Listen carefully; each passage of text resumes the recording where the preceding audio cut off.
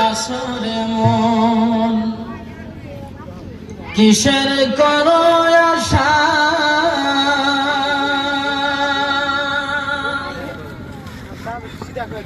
এত সাদের বাড়ি গাড়ি একদিন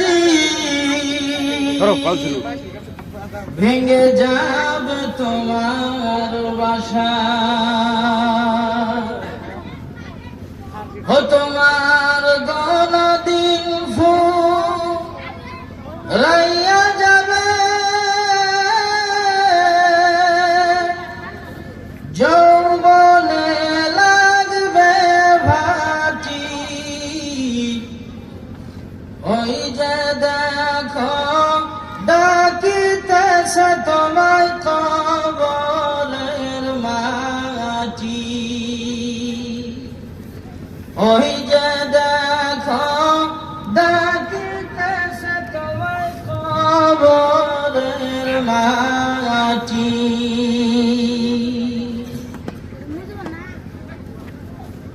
খবর পেয়ে আসবে আত্মীয় স্বজন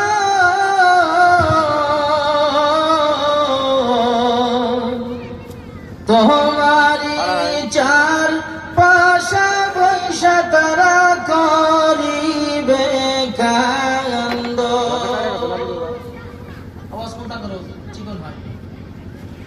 খবর পেয়ে আসবে আত্মীয় স্বজন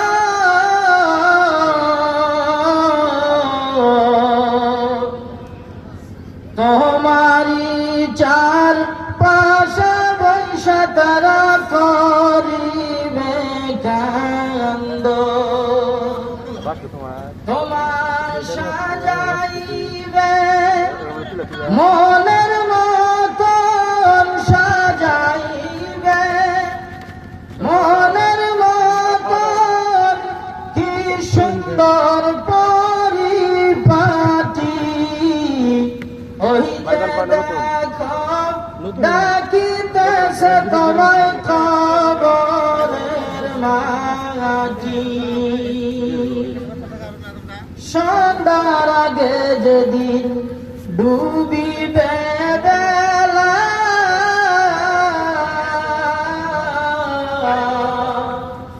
এক নিমিষে ভেঙে যাবে তোমার রঙেরি মেলা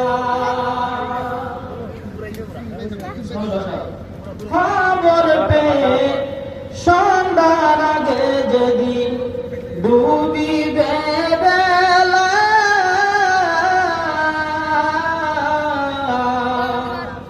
এক নিমিষে ভেঙে যাবে তোমার রঙেরি মেলা কারে দিবা তুমি ঝরে ধমক কারে দিবা তুমি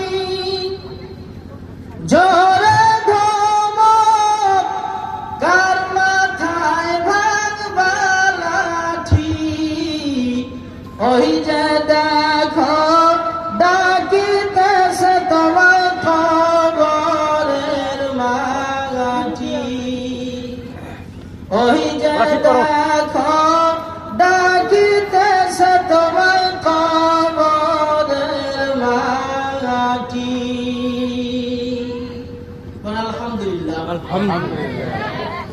মহতরম দোস্ত বুজুর্গ ভূমিকা আমি নিব না এই জন্য সংক্ষিপ্ত একটা ইসলামিক সঙ্গীত আপনাদের সামনে পেশ করলাম ভূমিকা বিন্দু মাত্র আমি নিব না বক্তাদের লম্বা লিস্ট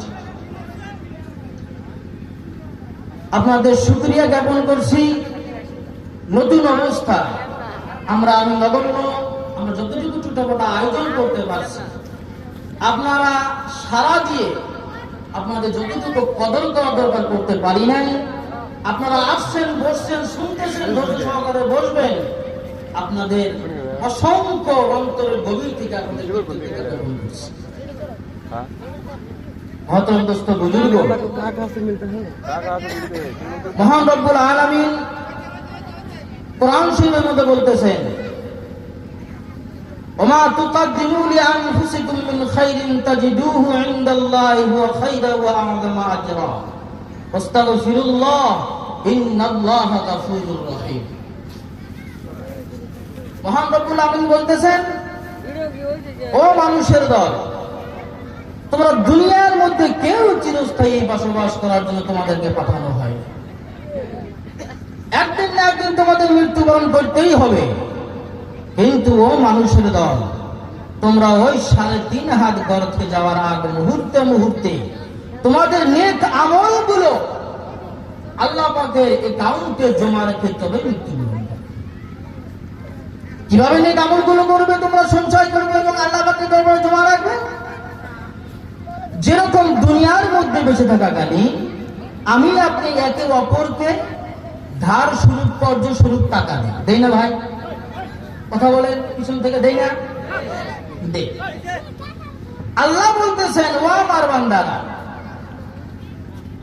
তোমরা যদি দুনিয়ার মধ্যে বেঁচে থাকাকালীন দুনিয়ার সিস্টেম অনুযায়ী যদি একে অপরের প্রতি যেরকম টাকা তোমরা ধার দাও, ও আমার আদরের বান্দারে শুনে না,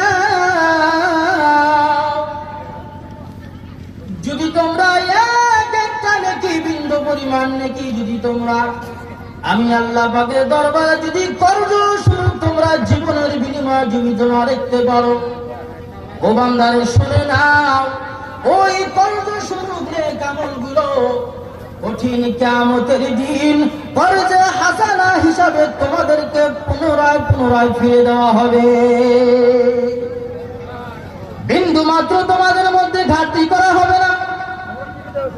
যেরকম করে দুনিয়ার মধ্যে বেঁচে থাকা কালীন একে অপরকে তোমরা টাকা ধার দাও, একটা টাকা কম নাও না, মানুষকে সাক্ষী স্বরূপ বানায় টাকা ধার দাও। ওরে বান্দা, এমন নির্জন অবস্থায় এমন অবস্থায় তোমরা মাজার ইবাদতের মধ্যে লিপ্ত হও, যখন দুনিয়ার সমস্ত কোর্ট কাছারি বন্ধ হয়ে যায়, যখন দুনিয়ার সমস্ত আদালত বিচারের বিচারপতিলয় যখন বন্ধ হয়ে যায়, ওরে বান্দা, এমন একটা নিরিবিলি সময় একমাত্র তুমি আর আমি ছাড়া আর কেউ জানে না, যখন বান্দা তুমি সারাটা দিন কোন কাজে তোমার জীবনটা অতিবাহিত হলো, বান্দা তুমি যখন সারাটা দিনের হিসাব করে যখন বালিশের মধ্যে তোমার মাথা লাগাইয়া দাও, ওরে বান্দা তুমি যখন হিসাবটা মিলাইয়া দেখো, তোমার সারাটা জীবন দিনের মধ্যে পুরাটা দিনের মধ্যেই তোমার মাত্র আংশিক একটু কাম তুমি আল্লাহর রাস্তায় ব্যয় করেছো, আর 24টা ঘন্টার ভিতরে 5 ঘন্টা তুমি তোমার নিজের পার্সোনাল কামের মধ্যে তুমি ব্যবহার করেছো। ওরে বান্দা, যখন তোমার অন্তরের মধ্যে ভয় ঢুকে গেল, যখন তুমি দেখলাম এটি করলাম শয়তানের দোকান, আমি 5 ঘন্টা আমার ব্যবহারে আমি লাগাইলাম, কিন্তু যে মহান রব্বুল আলামিন আমাকে আপনাকে দুনিয়ার মধ্যে সৃষ্টি করলো একমাত্র আল্লাহ পাকের গুণগান দাসত্ব স্বীকার করার জন্য, ওই মালিকের একটুখানি কিন্তু আমি আল্লাহ পাকের কুদরতে পায়ে ঝুঁকে দেখলাম না। ওরে বান্দা, এই অনুশোচনা যখন তোমার ভিতরে এসে গেল, তুমি সঙ্গে সঙ্গে তোমার নিকটে শুয়ে আছে প্রাণ প্রিয় বিবি স্ত্রী সাহেবা, তুমি দেখলে না আরামের বিছানা, দেখলে না তোমার সহধর্মিণী বিবি স্ত্রীকে, সঙ্গে সঙ্গে তুমি নবীর প্রেমিক হয়ে আল্লাহ ভীরু হয়ে আল্লাহর প্রেমে পড়ে তুমি ঠান্ডার মধ্যে তুমি ঠান্ডা পানি দিয়ে যখন ওযু করে বান্দা আমার কুদরতি পায়ের মধ্যে যখন তুমি তাহাজ্জুদের নামাজের মধ্যে সিজদায় পড়ে গেলা, ওরে বান্দা, এমন একটা সময় একমাত্র আমি স্রষ্টা জানি, আর তুমি সৃষ্টি করেওয়ালা মখলুক তুমি বান্দা জানো, কেউ জানে না।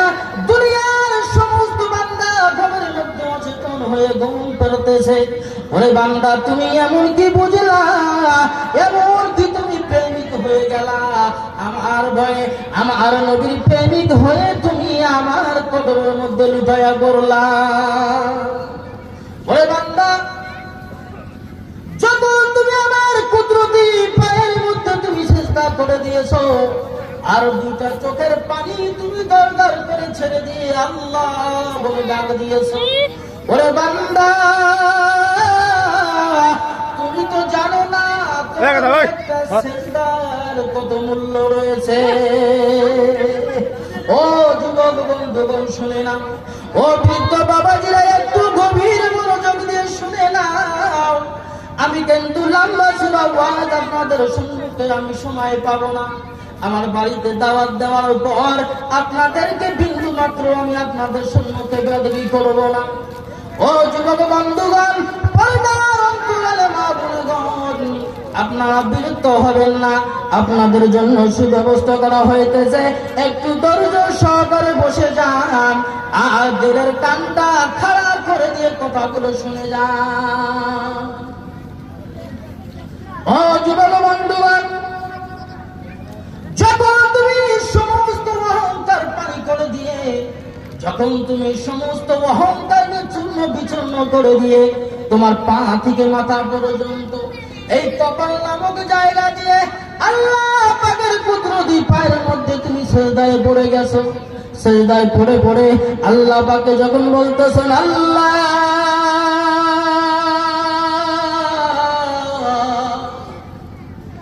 এমন বড় বড় গুনাহ আমার জীবনে করেছি গো আল্লাহ, যে গুনাহ করার সময় কেউ জানতো না, একমাত্র তুমি মাবুদ আর আমি হতভাগা গুনাহগার জানতাম। ওগো আল্লাহ তুমি সাক্ষী। ও যুবক বন্ধুগণ, এই কথাটুকু তোমার জীবনের মধ্যে তুমি মিলাইয়া দেখো। এমন মারাত্মক বড় বড় গুনাহ আমরা করে ফেলেছি, যে গুনাহ করার সময় শয়তানি বড় ধোঁকা দেয়, শয়তানি বড় ওয়াসওয়াসা দেয়। ওরে বান্দা, তুই যা তোর যৌবনের বিনিময়, তোর যৌবনের চাহিদাটাই তুই মিটিয়ে নি। তোর যৌবন বয়স, কেন তুই মসজিদে মুখী হবি? কেন তুই মুখে দাড়ি রাখবি? কেন তুই মাথায় টুপি পড়বি? কেন তুই পাঞ্জাবি পড়বি? না না না, এখন তো তোর যৌবন বয়স, তুই কেমন মসজিদে মুখী হবি? এই শয়তানের ধোঁকায় পড়ে, এই শয়তানের প্ররোচনায় পড়ে যখন আমি আপনি জীবন এমন ভয়ানক ভয়ানক গুনাহগুলো করে ফেলেছি, যে গুনাহগুলো করার সময় একমাত্র তুমি আর আল্লাহ ছাড়া কেউ জানে না।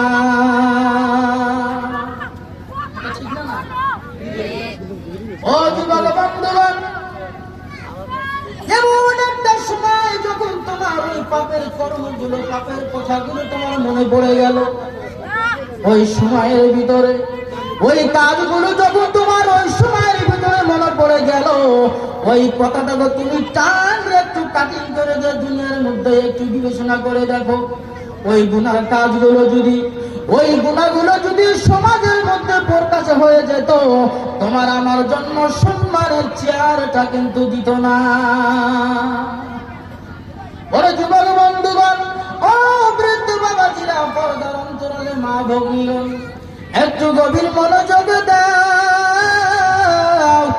জানি না কার কোন দিন হায়াতের বাতি নিভিয়ে যায়। ও আমার আদরের মা গো, এমন মারাত্মক গুনাহ করেছো, যদি ওই গুনাহগুলো তোমার বাবাই জানতো, ছেলে বলে পরিচয় দিত না। ওই গুনাহগুলো যদি তোমার বাবাই জানতো, ওই গুনাহ করার কারণে বাবার মাথাটা সমাজের মধ্যে নত হয়ে যেত, তোমাকে ছেলে বলে পরিচয় দিত না। ও যুবক বন্ধুগণ, ওই গুনাহ যদি তোমার মা জানতে পারতো, ওই গুনার কারণে মা দুটোর চোখের পানি ছেড়ে দিয়ে কাঁদতো আর বলতো হতভাগা আমি মা, তোর মতো দুষ্ট ছেলে গর্ভে জন্ম না দেওয়ার থেকে ভালো ছিল। ওই গুনাহগুলো যদি ভাই জানতো, ভাই বলে পরিচয় দিত না।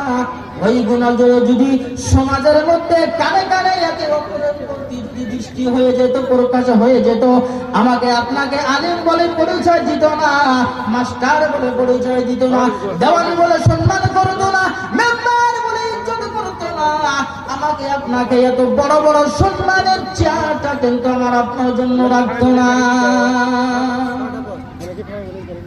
এমন একটা কথা মনে করো, যখন বান্দা তুমি আমার কুদরতি পায়ে তোমার চোখের পানি ছেড়ে দিয়ে কান্দো, আমি ফেরেশতা নিয়ে গর্ব করে থাকি, ও ফেরেশতা মণ্ডলী গঞ্চে দেখ, ওই তো আমার আশিক পিয়ারা বান্দা গুনার পদা মনে পড়ে গেছে।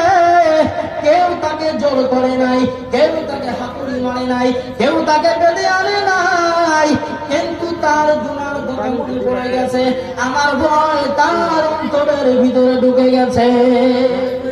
ও ফেরেশতা চেয়ে দেখ, যে বান্দাগুলোকে বানানোর জন্য তোমরা পরামর্শ দিয়েছিলে না বানানো যাবে না, লম্বা কথা বলবো না, শুধুমাত্র মেসেজ স্বরূপ বন্ধুগণ, আমার সময় আমার হবে না। যে বান্দা বানানোর জন্য তোমরা বিবাদ করেছিলে, আজ আমার ওই বান্দাগুলো দেখো আমার ভয়ে আমাকে পাওয়ার জন্য ঠান্ডার মধ্যে বসে আছে, আমাকে পাওয়ার জন্য আমার নবীর খাঁটি উম্মত হিসাবে পরিচয় দেওয়ার জন্য আরাম বিছানাকে ছেড়ে দিয়ে, বিবিকে ছেড়ে দিয়ে, মা বাবার মায়া ত্যাগ করে তারা সেই শীতের মধ্যে বসে আছে। শুধু তাই নয়, আজ তারা নিয়ত করে বসেছে, আজ তারা আখেরি মোনাজাত করে নিষ্পাপ হয়ে এখান থেকে যাবে। ও যুবক বন্ধুগণ, একটু গভীর মনোযোগ দিয়ে শোনো। অহংকার করো না, বিন্দু মাত্র অহংকার করো না। আমি হতভাগা গুনাহগার, আমার কিন্তু আপনাদের স্যান্ডেলটা টানার মতো যোগ্যতা আমার নাই। বিন্দু মাত্র অহংকার করবো না। 100 বার পা গায়ে দিবেন, 100 বার পা তাদের মাপ চেয়ে নিব, বিন্দু মাত্র অহংকার করবো না।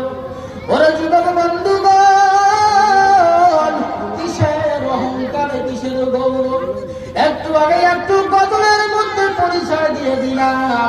যদি যুবক তুমি গভীর মনোযোগ দিয়ে শুনে থাকো, যদি তুমি গভীর অন্তরের চোখটা দিয়ে যদি তুমি গজলটাকে বিচার করতে পারো, তোমার পা থেকে মাথা পর্যন্ত সমস্ত অহংকার চূর্ণ বিচূর্ণ হয়ে পানি হয়ে যাবে। ও যুবক, তুমি জানো না, তুমি যখন খালিস নিয়তের মধ্যে তুমি ভেজাল না, নিয়তটা সঠিক রেখে যদি একটি সেজদা আল্লাহর দরবারে তুমি যদি বান্দা দিতে পারো, তোমার একটা সেজদার বিনিময়ে আল্লাহর আরশে আল্লাহ কেঁপে ওঠে। ও যুবক, এমন তোমাদের নাম, এমন তোমাদের সম্মান রয়েছে আল্লাহ পাকের কাছে, তোমরা জানো না। এই সময়টাকে তোমরা কাজে লাগা। আমি একজন যুবক, যুবকদেরকে কলিজা দিয়ে মহব্বত করি, প্রাণটা আগে দিব তোমাদের জন্য। তোমরা যদি ভালো না হও, সমাজে ভালো হবে না। তোমরা যদি ভালো না হও, তোমাদের ছেলে সন্তান ভালো হবে না। তোমরা যদি দিনের কাজে অগ্রসর না হও, তোমরা মরে যাওয়ার পর তোমাদের জানাজা পড়ানোওয়ালা কেউ বাকি থাকবে না। আমার মতো মৌলানা হতে হবে না, কারি সাহেবের মতো কারি সাহেব হতে হবে না, মুহাদ্দিস হতে হবে না। শুধুমাত্র বন্ধুগণ, আমার পা দুটো ধরে বলছি, এমন একটা নিয়ত আপনি করে নেন, আপনি মরে যাওয়ার পর আমাকে খবর করবেন, মৌলানা সাহেব মা মরে গেছে, জানাজা করে দেন। ও কারি সাহেব, বাবা মরে গেছে, ভাই মরে গেছে, জানাজা করে দেন। কিন্তু আমি হতভাগার কাছে সার্টিফিকেট নাই, অমুক কারি সাহেবের কাছে সার্টিফিকেট নাই, মুহাদ্দিস সাহেবের কাছে কোনো সার্টিফিকেট নাই যে অমুক মৌলানা জানাজা পড়ালে আপনার বাবা জান্নাতি হবে, এমন কোনো গ্যারান্টি কেউ দিতে পারবে না। কিন্তু আমার আপনার মায়ার নবী, পাক জবানে ইরশাদ করে গেছেন, যদি তোমার আপন ছেলে, আপন ভাই, ভাতিজা নিজের মায়ের লাশটাকে সামনে দিয়ে যখন ওই অন্তরের চক্ষু দিয়ে যখন চোখের পানি ছেড়ে দিয়ে কাঁদবে আর বলবে, আল্লাহ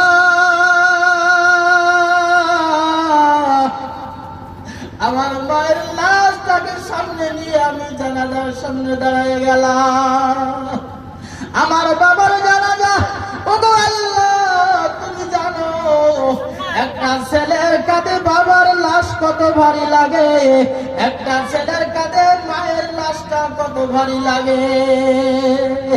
একটা ভাইয়ের কাঁধে একটা ভাইয়ের লাশ কতই না ভারী লাগে। মনটা চায় না ওই বাঁশ বাগানে গর্ত করে ওখানে পুঁতে রাখি, কিন্তু খোদার সিস্টেম, সমাজের নীতি নিয়ম অনুযায়ী আমাকে আপনাকে মরে যাওয়ার পর ওই অন্ধকার বাঁশ বাগান কবর, ওই কবরের মধ্যে দাফন করে রাখবে। যতই আপন হন না কেন, মা বলেন, ভাই বলেন, বন্ধু বলেন, বান্ধব বলেন, কেউ আর কোনদিন ওই কবরটার পাশে দিয়ে একটু দাঁড়াবে না, একটু খবর নিবে না। আমার বন্ধু কেমন আছে, আমার ছেলে কেমন আছে, আমার বাবা কেমন আছে। এটা কিন্তু একেবারে বাস্তব কথা আপনাদের সম্মুখে তুলে ধরলাম। আমার আপনার নিজের হাতে আমার মাকে দাফন করেছি, আমার আপনার নিজের হাতে বাবাকে দাফন করেছি, ভাইকে দাফন করেছি, বোনকে দাফন করেছি। কিন্তু এমন হতভাগা ভাই, এমন হতভাগা ছেলে আমরা, বাবা কবর থেকে আজকে যার যার মা বাবা দুনিয়ার থেকে বিদায় নিয়ে গেছে। বন্ধুগণ, হাদিস খুলে দেখেন, যদি মিথ্যা বলি উলামায়ে কেরাম সাক্ষী, সঙ্গে সঙ্গে সিগন্যাল দিবে, কলার দলে ফেলবে। যার আমার আপনার মা বাবা অন্ধকার কবরের মধ্যে শুয়ে আছে, আজ তারা ইতিমের মতো তারা এই বাউন্ডারির ভিতরে তারা ঘোরাফেরা করতেছে। না জানি আমার ছেলে ওই দিনই মজলিসের মধ্যে যাওয়ার পর একটা ফোঁটা চোখের পানি ফেলায়া আমার জন্য কাঁদবে আর বলবে, আল্লাহ, আমার বাবা অন্ধকার কবর গেছে, আমি ছেলে হয়ে বাবার জন্য দোয়া করি, আমার বাবাকে তুমি বিনা হিসাবে জান্নাত দিয়ে দাও। যখন আমরা আপনি মা বাবার জন্য এতটুকু করে দিতে পারি, আমার আপনার মা বাবার আত্মা সঙ্গে সঙ্গে আল্লাহকে বলবে, আল্লাহ, চেয়ে দেখো ওই কোণার মধ্যে আমার ছেলে বসে আছে, চেয়ে দেখো ওই কোণার মধ্যে আমার ভাতিজা বসে আছে, চেয়ে দেখো ওই কানির মধ্যে আমার ভাই ভাতিজা বসে আছে। আমি এত বছর হয় আমি অন্ধকার কবরে শুয়ে আছি, আজ আমার ছেলে ভাই ভাতিজা আমার চোখের পানি ফেলায়া আমার জন্য দুটা হাত তুলে তোমার দরবারে কান্দে। আল্লাহ গো, আমি তোমার কাছে ফরিয়াদ করি গো আল্লাহ, আমার ছেলের চোখের পানি বিনিময়, আমার ছেলের চোখের পানি বিনিময় তুমি আমাকে মাফ করে দাও। আল্লাহ সঙ্গে সঙ্গে খুশি হয়ে যাবে। আপনার চোখের পানির বিনিময়ে আপনার মা বাবা হাজারো যদি পাপী গুনাহগার হয়ে থাকে, সঙ্গে সঙ্গে ফেরেশতাদেরকে সাক্ষী রেখে সরাসরি জান্নাতের মেহমান বানায় দিবে। কথাটা বিশ্বাস হয়? কথাটা তো বললাম বিশ্বাস হয়? আমার বিশ্বাস হয়। একটু আওয়াজ দেন নাই, যদি বিশ্বাস হইতো সুবহানাল্লাহ জোর হতো। বিশ্বাস হয় আপনাদের? জোরে সুবহানাল্লাহ পরিচয় দেন। একটা আওয়াজ বাড়ছে, লাঠি চার্জ করছে এখানে এখানে এই জন্য আওয়াজটা বললো, একটি ধাক্কা অন্তরের মধ্যে লাগছে। ঠিক বলে নেই ভাই? একটু লাগছে অন্তরের মধ্যে। এটাই হলো ধর্মীয় জলসার ফায়দা। এটাকে বলে সার্ভিসিং সেন্টার। গাড়ি খারাপ হলে যেমন গ্যারেজে নিতে লাগে, সার্ভিসিং করতে লাগে, আমার আপনার ইমানের মধ্যে যখন ঝোন ধরে যায়, মরিচা পড়ে যায়, তখন আমার আপনার ইমানকে সার্ভিসিং করার জন্য বাড়িতে হোক, মাদ্রাসায় হোক, মসজিদে হোক, ধর্মসভার আয়োজন যখন করা হয়, ইমানটা কি হয়? সার্ভিসিং হয় এবং তরুতা হয়। না মিথ্যা কথা বললাম? বাস্তব কথা না ভাই? এই জন্য বন্ধুগণ, আমার লম্বা গল্প শেষ করে দিব। যখন আপনি ওই আল্লাহ পাকের পুত্রটি পায়ে যখন আপনি লুটাইয়া পড়েছেন, আমার আল্লাহ বলে, ও ফেরেশতা মণ্ডলীগণ চেয়ে দেখ, আমার ওই বান্দা কোনদিন আমাকে সরাসরি দেখে নাই। চেয়ে দেখ, আমার নবীকেও তারা কোনদিন সরাসরি দেখে নাই। কিসের আশায় তারা করে? কিসের আশায় তারা আজ গভীর রাতে শীতের মধ্যে কষ্ট করে? ফেরেশতা মণ্ডলীগণ বলে, আল্লাহ, একমাত্র তোমার ভয়, জান্নাতের আশা এবং জাহান্নামের ভয়। আল্লাহ খুশি হয়ে বলেন, ও ফেরেশতা মণ্ডলীগণ, এই মজমার ভিতরে, এই ধর্মীয় সভার ভিতরে যত যুবক বৃদ্ধ বাবাজি মা বোন যে পাও দিয়া হাইটা হাইটা আসছে, যে পাও দিয়া হাইটা হাইটা আসছে, যদি নিয়তের মধ্যে বিন্দু মাত্র যদি খুন না থাকে গো, ওই পাওটা দিয়া যদি আপনি আসছেন আমার বাড়ি পর্যন্ত পৌঁছবেন, যদি ফজরের নামাজ পড়ার নিয়ত থাকে। শর্ত হলো বন্ধুগণ, সবার শুনলে কাম হবে না। এখানে একটু পেছনের কথা রয়েছে, একটু গভীর মনোযোগ দিয়ে শুনবেন। আল্লাহ নিরাশ কিন্তু করেন নাই, নিরাশ কিন্তু হবেন না। আল্লাহ বলছে, আল্লাহ নবীর পাক জবানে, যে পাও দিয়ে আপনি ধর্ম সভা পর্যন্ত আসছেন, আপনার নিয়তের মধ্যে যদি কোনো খুঁত না থাকে, আপনার নিয়তের মধ্যে যদি কোনো ভেজাল নাই, ফজরের নামাজ পড়ার নিয়তটা আপনি রেখেছেন, কিন্তু দুর্ভাগ্যবশত ওই দিন রাত্রে আপনার হায়াতের বাতি নিভিয়ে গেছে। ওই দিন রাত্রে যদি আপনি মারা যান, এই রাত্রে মারা যাওয়ার কারণে নিয়তের মধ্যে কোনো ভেজাল না থাকার কারণে আল্লাহর নবী হাদিসের মধ্যে প্রমাণ রেখে গেছেন, উলামায়ে কেরাম মুহাদ্দিসিনে কেরাম হাদিসের সারাংশ বলেছেন, সরাসরি এই রাত্রে মৃত্যু বলার কারণে আল্লাহ আপনাকে জান্নাতের বাসিন্দা বানায়া দিবে। শর্ত কি রাখছে ভাই? শর্ত কি রাখছে বলেন? পিছন দিকে, সামনে একটু চুপ থাকেন, পিছন দিকে ভাই, শর্ত কি রাখছে আল্লাহ? কি কথা বল, কত নাচ পড়ে না ভাই, খারাপ পাবেন না। শর্ত হলো একমাত্র ফজরের নামাজ পড়ার নিয়ত রাখতে হবে, পড়তে হবে। এই জন্যই বন্ধুগণ আমার, যুবক বয়সটাকে যদি একটু কাজে লাগাইতে পারো গো, বৃদ্ধ বয়সের তুলনায় যুবক বয়সে 2টা রাকাত তুমি যদি আল্লাহ পাকের দরবারে কাটাইতে পারো, বৃদ্ধ বাবাজির তুলনায় যুবকদের 2 রাকাত নামাজ এবং বৃদ্ধ বাবাজিদের 70 রাকাতের নামাজের সমতুল্য। যুবক তোমাদেরকে আল্লাহ পাক ঠকাইলো, ঠকাইছে কি? এখন একটু বৃদ্ধ বাবাজিরা মনে মনে ভাবতে পারবেন, খালি যুবকদের